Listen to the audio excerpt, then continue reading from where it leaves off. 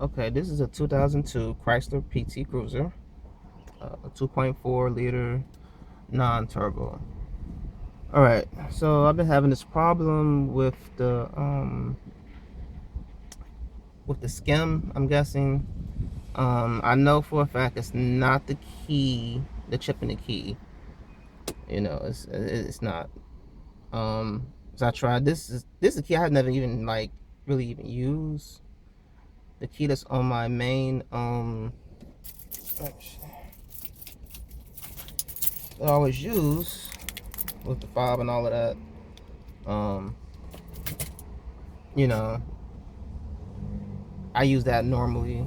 So when I had the red light come on, which I'm gonna demonstrate right now. First, it was blinking. This right here, it was blinking when you put the key in, put it in the on position.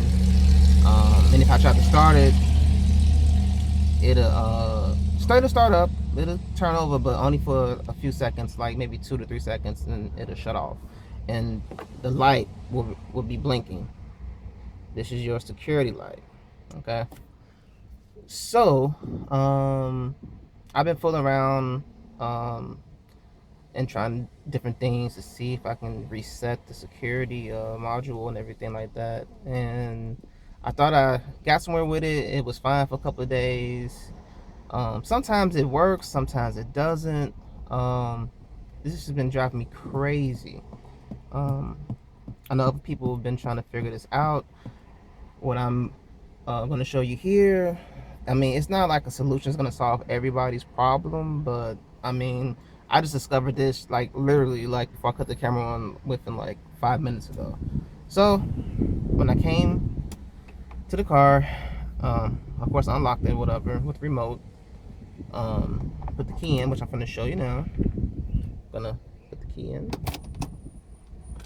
Let's put it in on position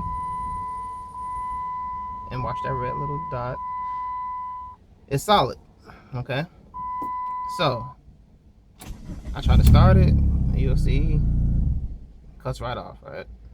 Bingo. Okay. So I'm gonna take the key out. Okay. Here's what I discovered by accident. Seriously.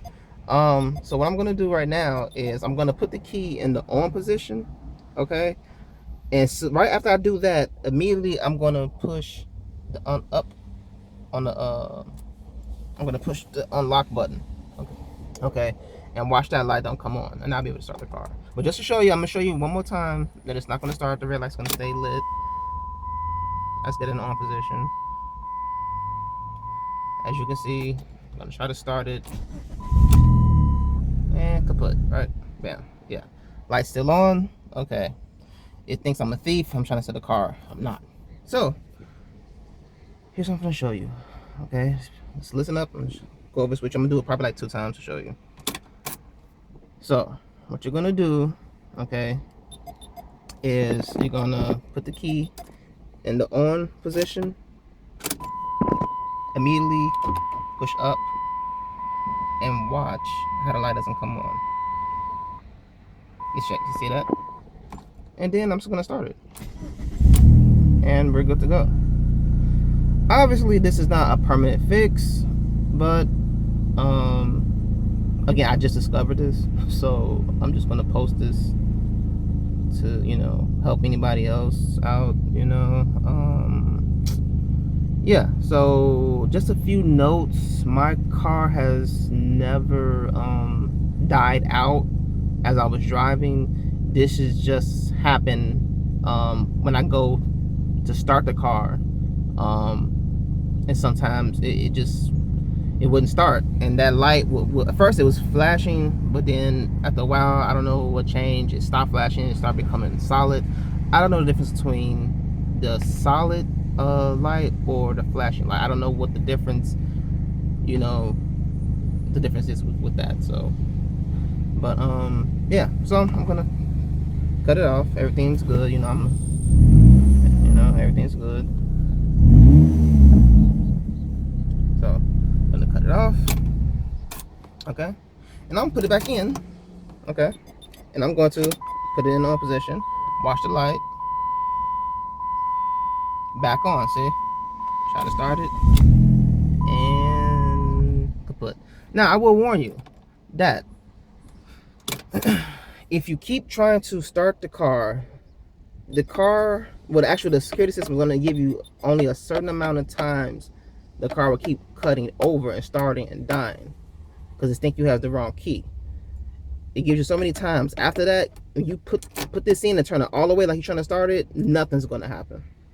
There's no clicks, no nothing. Nothing's going to happen because now you're in a lockout mode. Okay?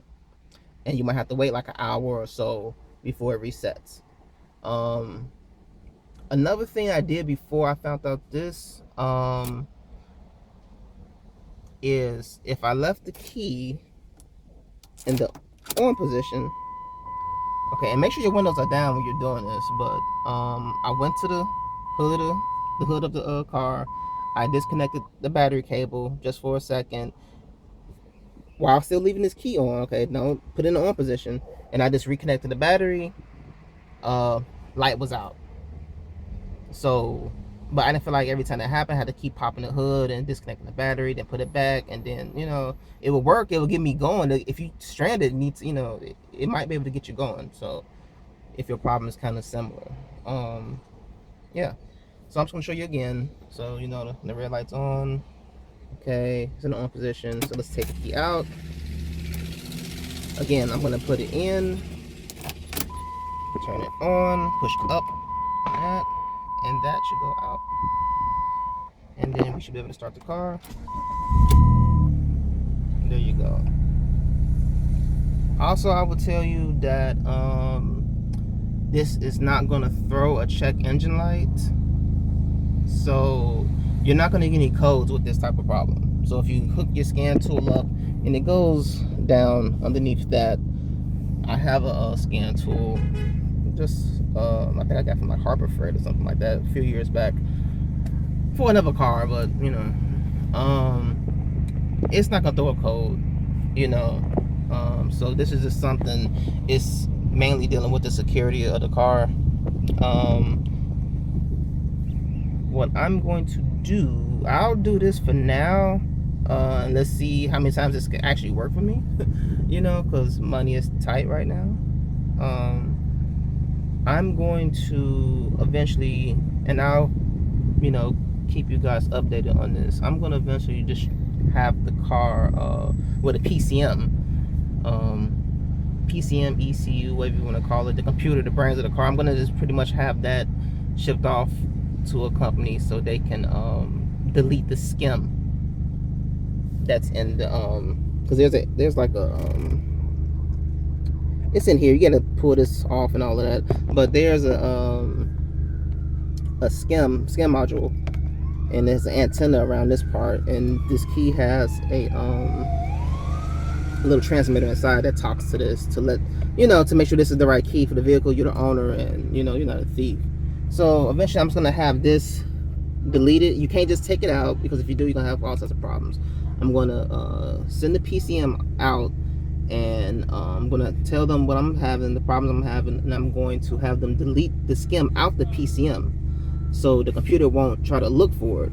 But when you get the part back, what you have to do is you have to unplug, or you can remove the SKIM that's in here, okay? Because when you get your PCM back, you're gonna have to, before you install it, you're gonna have to remove this, because once you if you ever reinstall the SKIM in here with the new PCM that you had the SKIM deleted out of the computer, out the brain of the computer, if you ever plug the SKIM back in, you're gonna have a problem again. So of course you're not gonna have no anti-theft, so you know, but at least you won't have to worry about the car not starting. Another thing to note, if you do go that route, you might have I don't know, this is stuff I've been reading. You might, this light still might stay on just because the PCM is trying to talk with the SKIM module, and it's looking for that, but of course it's deleted out the system. So just a little note on that. So I'll keep you guys posted, and I hope this helps somebody, and yeah, so till next time.